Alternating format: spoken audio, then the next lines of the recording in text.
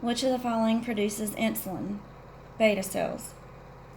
Which laboratory values are used most often to diagnose pancreatic disease? Amylase and lipase. A normal main pancreatic duct located in the pancreatic head should not exceed what measurement? 3.5 millimeters. In a transverse view of the pancreatic head, which vessel can be seen anterior to the CBD? Gastroduodenal artery.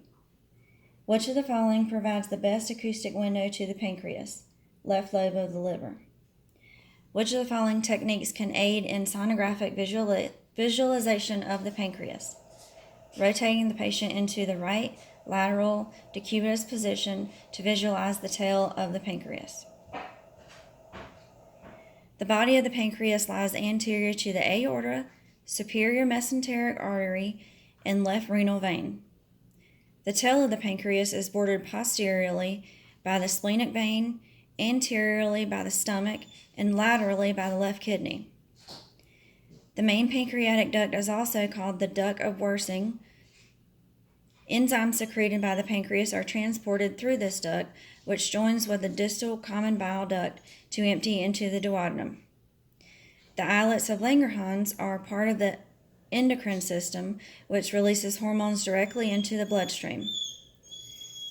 Insulin is released by a negative feedback mechanism, meaning that as blood glucose levels rise above a certain level, insulin is secreted by the beta cells, and as blood glucose levels fall, insulin secretion is decreased. An imbalance between insulin secretion and metabolic needs of the human body will result in diabetes. The pancreas secretes enzymes which are essential to digestion and the absorption of vital nutrients.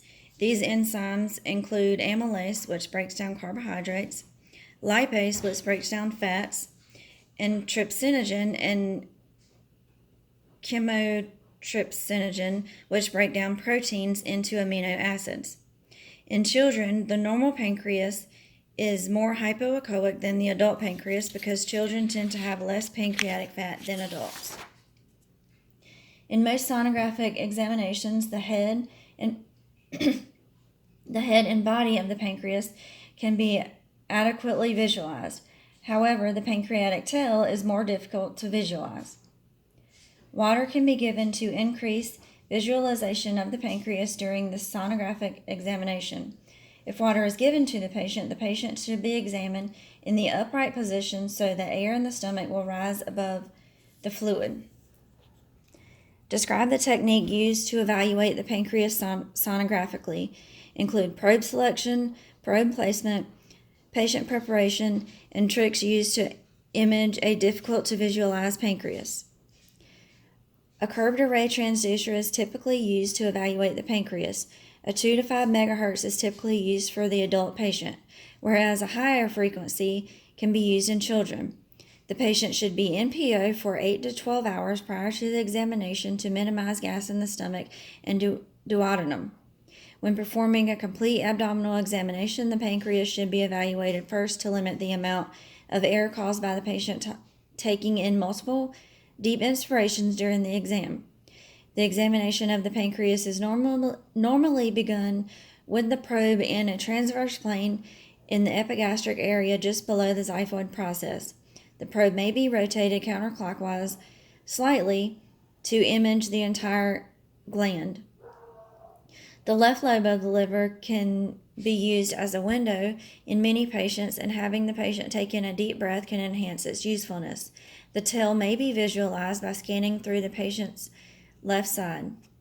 If the pancreas is difficult to visualize, having the patient drink water and then scanning the patient in the upright position may help. Which portion of the pancreas is part of the endocrine system?